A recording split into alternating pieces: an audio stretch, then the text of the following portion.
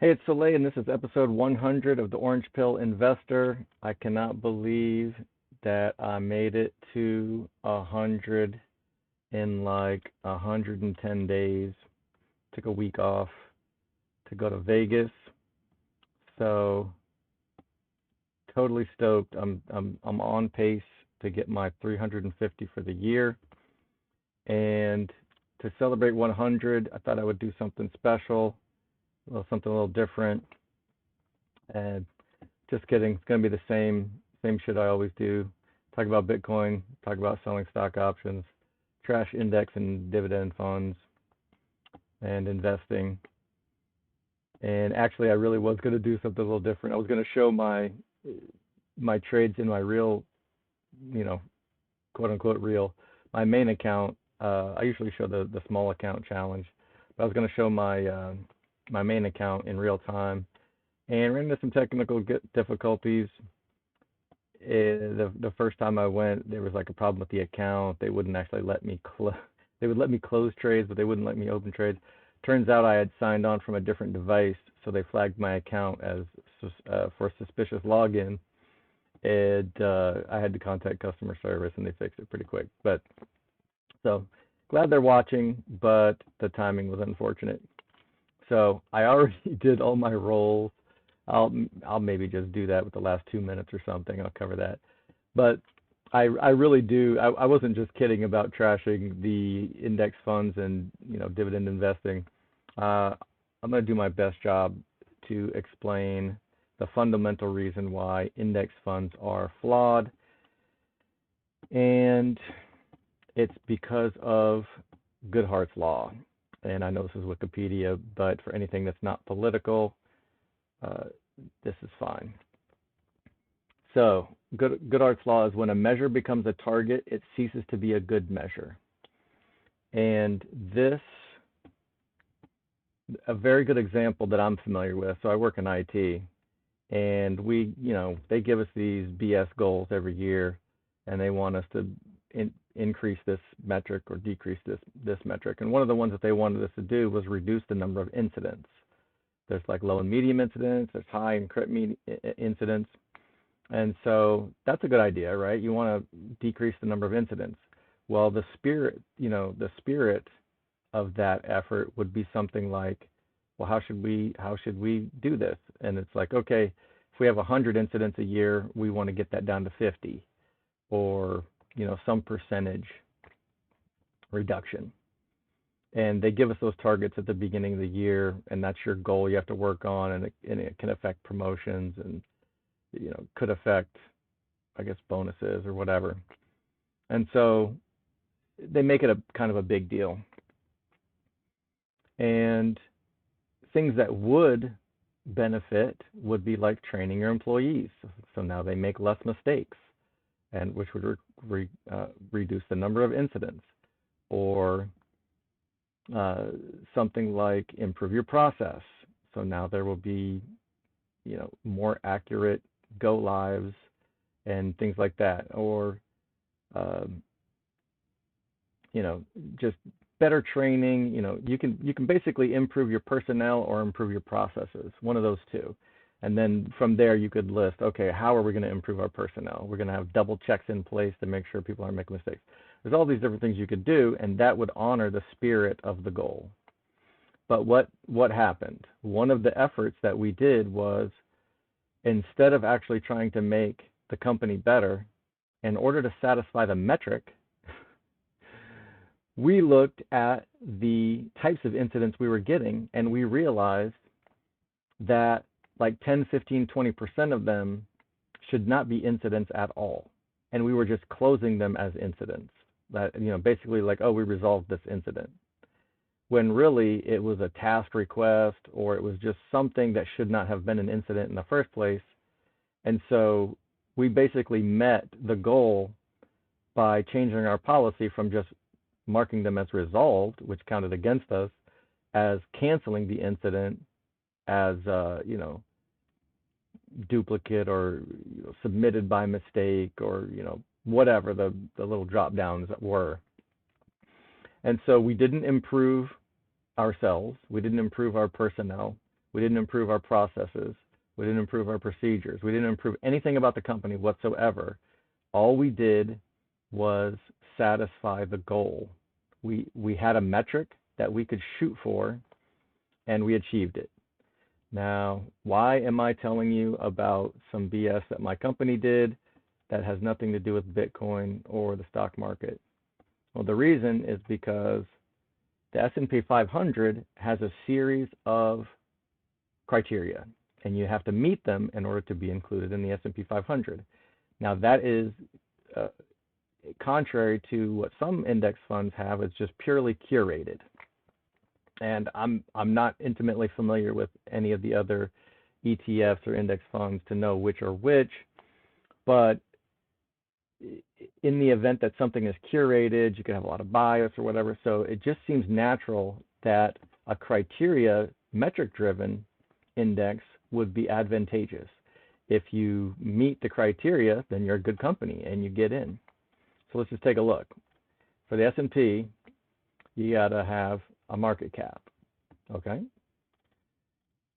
You got to have profitability over a certain period of time, however many quarters. All right. You got to have float and liquidity, okay? Got to be American enough.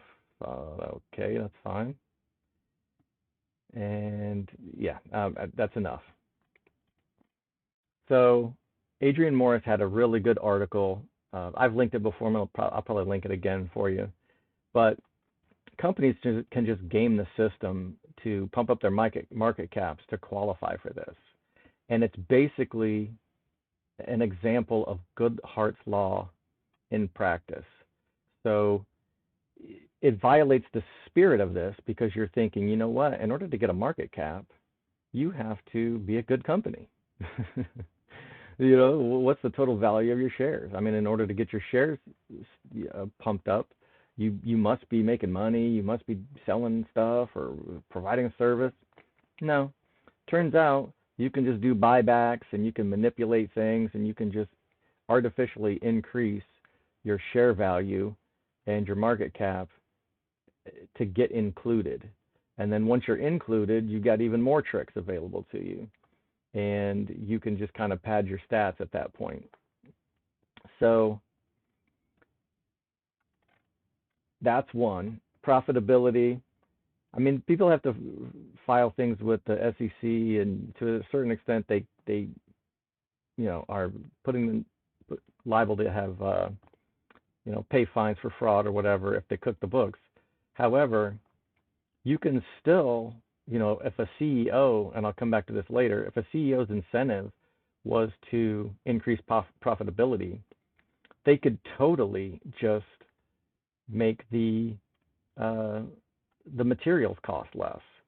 And that CEO probably won't even work for the company in 10 years when they've artificially increased profits, maybe got included in the S&P 500, but now all the customers are pissed because they've got these 10-year warranties and everything's breaking in 5 years, or, you know, whatever. The customer satisfaction goes down.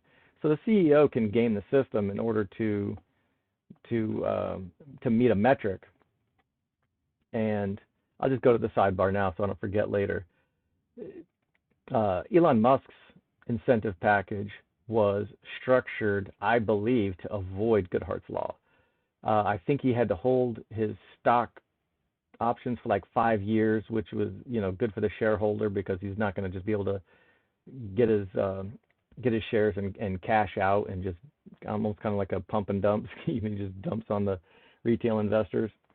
And so it's kind of a shame that the activist judge voided his contract because it was incentive laden, like meaningfully incentive laden, and it was almost impossible to achieve, and he achieved it, and then it was just pulled out from underneath him. So it's kind of a travesty of justice, but most CEOs would never take an incentive package that actually passes Goodhart's law, because they want to be able to game the system. They want to be able to, okay, you gave me this incentive, whatever this metric is, as soon as we turn that into a target, it's not a good measure of the company anymore. and they can just game the system, pump up the share value, increase some short-term profits. You could probably just lay a shitload of people off and have, save the company money in the short term, but then they have nobody left to develop things. You could offer a dividend, and maybe some people want to pump up, buy your stock. But I'm going to crap on dividend companies because you're basically just admitting that you have no imagination. Your R&D sucks. You can't figure out anything better to do with the money, and you're just turning the money back over to the shareholders, hoping that they're smart enough to be able to figure out something else to do with it. And maybe they're actually right, because at least if you get your dividends, you could buy Bitcoin with it, or MicroStrategy. Float and liquidity. Okay, I don't know if there's a way to really game this. This just seems like, well, I mean, kind of. You should probably issue shares or not issue shares based on like real reasons. But if you're just increasing the number of shares or decreasing the number of shares to achieve a certain amount of float or liquidity just to get included in the S&P 500, it is contaminating the metric. And then American enough. Yeah, I don't think we need to go any further past that. So, but why does it matter? Because everybody knows that you can just work your ass off 9 to 5 your whole life, not enjoy yourself, just be frugal, and put as much money as you can into the SPY and the VOO and all of that jazz. And then when you're 65, you'll have $1 million and you can retire. And you can collect like 50 grand in dividends a year or something, and your $1 million will just be $1 million forever, and then I guess you're living the good life at that point. But I think that there is a serious vulnerability with the SPY that people are not considering.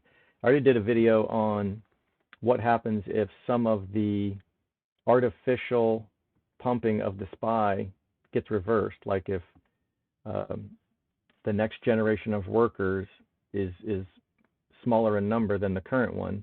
Now there's less money coming to the SPY. The companies are not getting as much artificial stock, price pumps, because less money is coming into the index funds.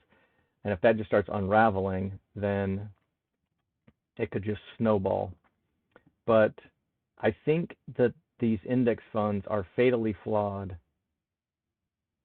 specifically because of Goodhart's law. So if assuming that the SPY goes up forever is building a house of cards, then Goodhart's law makes it seem like you're building a house of cards on like razor thin sheet of ice, and at any moment you could just fall through. And actually that's an even better metaphor than I had initially thought it was, because you could probably build a house of cards on ice for a very long time before the house of cards gets heavy enough to break through.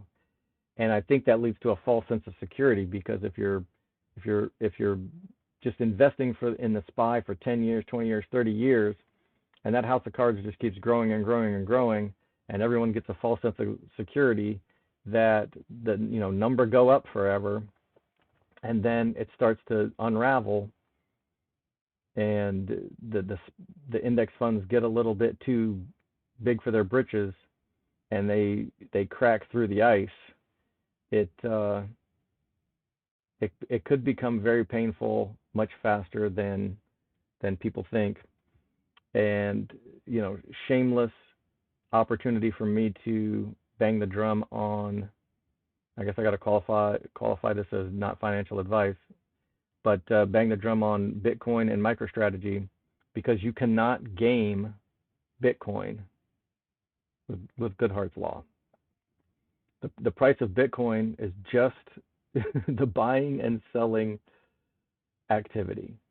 If more people want to buy, then the price is going to go up. If more people want to sell, then the price goes down. Everybody knows how many coins are being made every 10 minutes, and the frickin' halving is today, so everybody knows it's getting cut in half. There's no way to game the system. And there was a really good the James Lavish interview where they were talking about back in the day when they were, traders on the floor.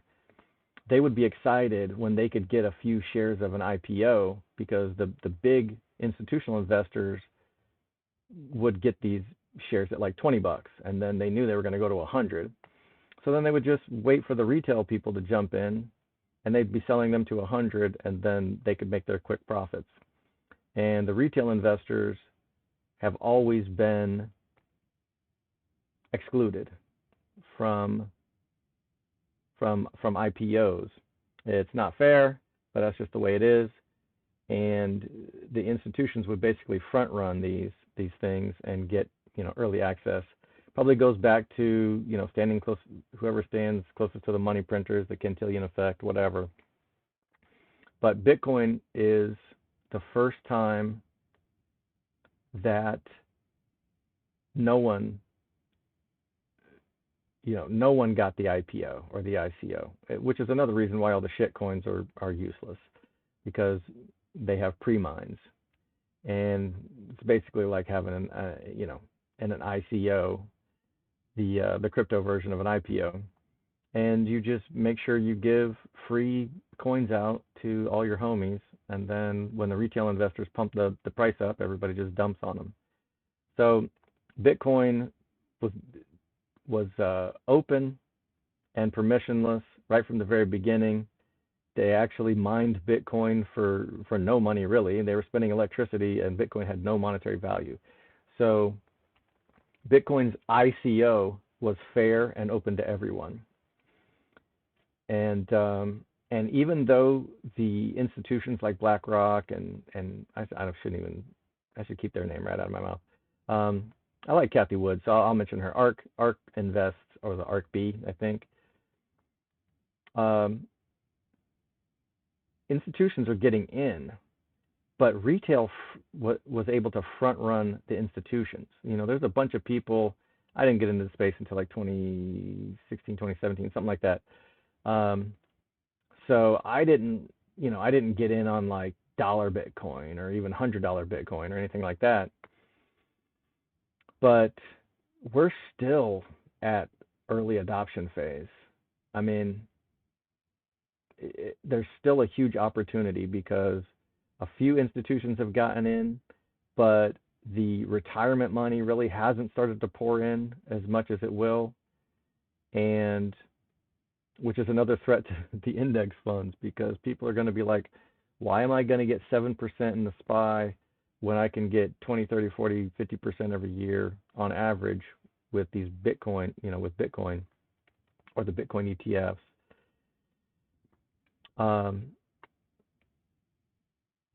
And so you can't game Bitcoin. It's fair, and but not only that, that gives me a chance to bang the drum on MicroStrategy. So Bitcoin is the first asset that the institutions couldn't front run.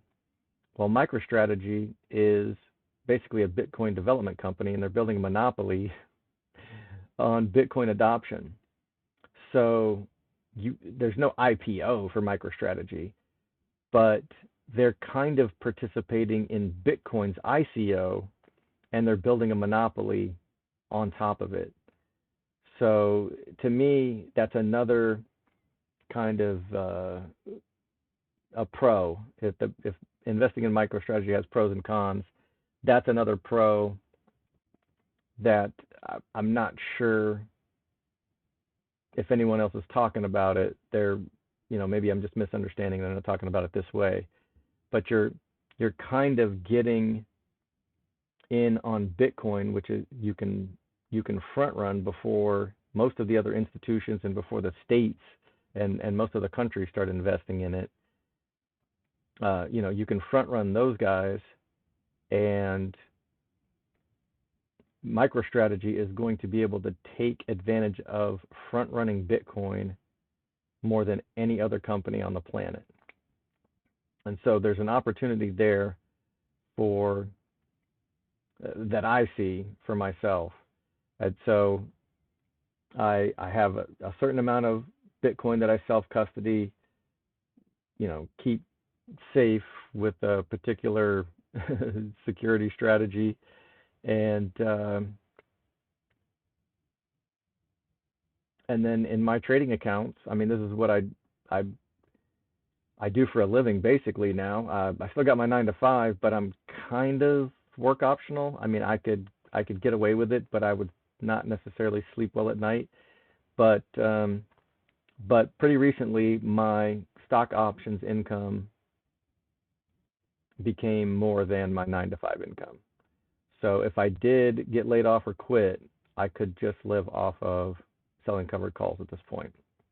For the next year and a half, I'll probably continue to milk some, as much as I can out of my 9 to 5, and just bank as much, bank as much as I possibly can, and just keep adding to my portfolio, so that my, I guess my nest egg or my buying power or whatever is enough for me to comfortably just wait for being replaced by AI robots.